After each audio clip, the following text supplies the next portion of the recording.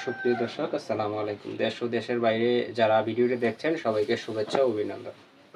তো বর্তমান সময়ে আসলে কুরবানি ঈদকে সামনে রেখে যে সমস্যাটি আমাদের আসলে খামারি কিংবা কৃষকদের হচ্ছে, সেটা হচ্ছে গরু খাবার দাবার খাচ্ছে, পানি খাচ্ছে না, এরকম সমস্যা। আবার অনেক সময় খাবার দাবারও খায় না। তো এরকম সমস্যা আমরা যারা খামারি কিংবা কৃষক ফেস করতেছি। তো এগুলো আসলে সলিউশন কি কিংবা সমাধান কি?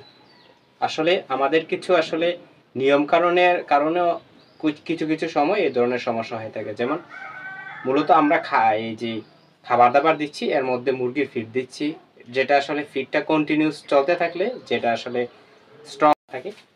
তো পাশাপাশি হচ্ছে এই গ্যাসটা যদি খাবারটা যদি কন্টিনিউ করা হয়, তো এটা হচ্ছে একটা দানাদার খাদ্য।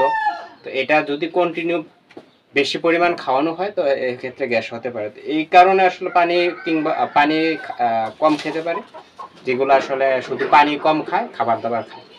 আবার অনেক ক্ষেত্রে দেখা যায় যে অনেক গরু মূলত হয় কি, যে অর্থাৎ পানি আসলে আমরা মূলত 3 বার দেওয়ার কথা। অর্থাৎ পানিটা আমরা কি করি, সকালবেলা 7টা-8টার দিকে একবার পানি দিই, আবার দেখা যায় বিকালের দিকে অর্থাৎ সন্ধ্যার পরে পানি দিই। এই ক্ষেত্রে দেখা যায় কি একটা আসলে বড় ধরনের সমস্যা হওয়ার সম্ভাবনা থাকে।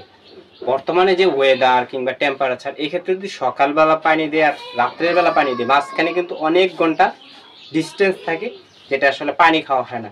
তো এই ক্ষেত্রে কিন্তু যদি অতিরিক্ত মাত্রায় গরম থাকে, হিট স্ট্রোকের সম্ভাবনাও কিন্তু থাকে। তো আমরা একটা খামারিরা একটা কাজ করলে পারি, যে যতটুকু পানি দিই আমরা, পানিটাকে আসলে যে পানির সাথে তো আমরা খাদ্যটা দিই, পানিটাকে আসলে 3 ভাগে বিভক্ত করি, অর্থাৎ সকাল, দুপুর, রাত্র 3 বেলা দিতে পারি। তো এক্ষেত্রে কিন্তু আসলে দুপুরবেলা যদি পানিটা একটু বাড়িয়ে দিই, খাবার অর্থাৎ পানির চাহিদাটা বেশি থাকবে। তো এই ক্ষেত্রে আসলে আমরা 2 বার পানি না দিয়ে 3 বার দিতে পারি। আর পাশাপাশি হচ্ছে যদি এরকম এরকম করতে থাকে, আর ওই যে খাবার দাবারের যে বিষয়টা বললাম, যে আপনার দানাদার খাদ্যটা আসলে লিমিটেশন করে দিবেন। আর সবচেয়ে ভালো হয় যদি আসলে মুরগির ডাইসটা অ্যাভয়েড করা যায়, তা এক্ষেত্রে ভালো হয়। কারণ মুরগির আর গরুর কিন্তু আসলে এক না, দুটা কিন্তু আসলে একটা হচ্ছে পাখি জাতীয় আর একটা হচ্ছে গবাদি পশু, দুটা আসলে ভিন্ন ভিন্ন জিনিস। এক্ষেত্রে মুরগির ডাইসটা সর্বোচ্চ অ্যাভয়েড করা যেতে পারে।